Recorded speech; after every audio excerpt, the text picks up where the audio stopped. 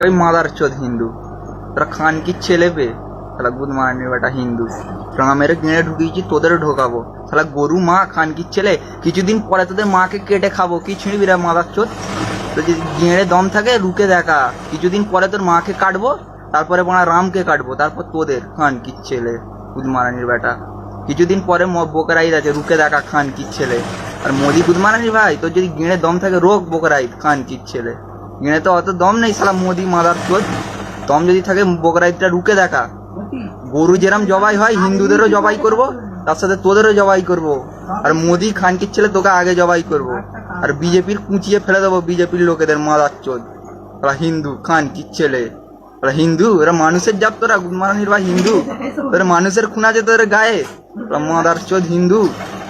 এমন দিনে ঢোকাবো বাঁশ, এরপর থেকে ওপর হয়ে যাবে খান কি ছেলে হিন্দু। তার রামের পোঁদ মারবো, তার সাথে কালীরও পোঁদ মারবো খান কি ছেলে।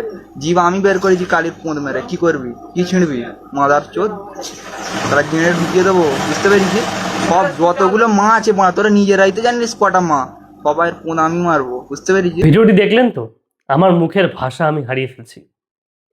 এই ছেলেটিকে যদি নাবালক বলে ছেড়ে দেওয়া হয়, এই সমস্ত জানোয়ারের বাচ্চা জিহাদির বাচ্চাকে যদি ছেড়ে দেওয়া হয়, তাহলে কথা বলছি যে ওকে যদি যেখানে পাবো সেখানেই ওকে। আজকে এই সমস্ত জানোয়ারের বাচ্চা, এই সমস্ত জিহাদির বাচ্চারা এই ধরনের কথা বলার সাহস পায় কোথা থেকে? পায় ওরা কোথা থেকে এই ধরনের সাহস পায়?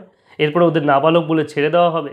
কিছুদিন আগে আমরা দেখেছিলাম শিলিগুড়িতে একটা ছেলে শুভেন্দু অধিকারীর মাকে ও বাবাকে উল্টো পাল্টা গালিগালাজ করলো এবং যা খুশি বললো, এবং এবং তারপরে তাকে নাবালক বলে ছেড়ে দেওয়া পর্যন্ত হলো। এরপরেও আমরা একটা ছেলেকে দেখলাম উল্টো পাল্টা, একটা ছোট্ট বাচ্চা যার বয়স 12 বছর, সে উল্টো পাল্টা মন্তব্য করলো, একটা সরি পর্যন্ত বলে তার সমস্ত কিছু মাফ হয়ে গেল। একের পর একদিনে আমরা আর কত সহ্য করব? অন্য ধর্মের যদি একটা কথা বলা হতো, আজকে আমাদের ধর্ম নিয়ে মা কালী নিয়ে শ্রীরামচন্দ্রকে নিয়ে যেভাবে মন্তব্য করলো, এরপরেও যদি এই জানোয়ারের বাচ্চা জিহাদি বাচ্চাকে ছেড়ে দেওয়া হয়, তাহলে ওদের বারবার বেড়ে যাবে, আরও বেশি পরিমাণে বেড়ে যাবে।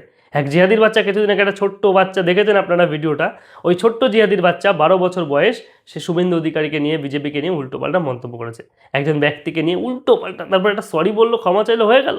এবং সে দেখালো সরিও নয়, মানে দেখালো ও বলেছে দেখে, তার দেখে ও বলেছে, এই ধরনের মন্তব্য, তারপর তাকে ছেড়ে দেওয়া হলো। বাহ বাহ বাহ বাহ! এইরকম করে আর কত সহ্য করবে হিন্দুরা? হিন্দুরা কি, সেই এলাকার মানুষরা কি একটু সক্রিয় নয়? আমি জানি না এই জানোয়ার বাচ্চাকে আপনারা চেনেন কি না। এই জানোয়ার বাচ্চাকে শাস্তি যদি না দেওয়া হয়, তাহলে হয়তো আরও জিহাদির বাচ্চাদের সাহস বাড়তে থাকবে। আমি বারবার বলছি, একে যদি শাস্তি না দেওয়া হয়, তাহলে কিন্তু খুব সমস্যা আছে। একে শাস্তি দিতেই হবে, একে একে ফাঁসিতে ঝোলাতেই হবে।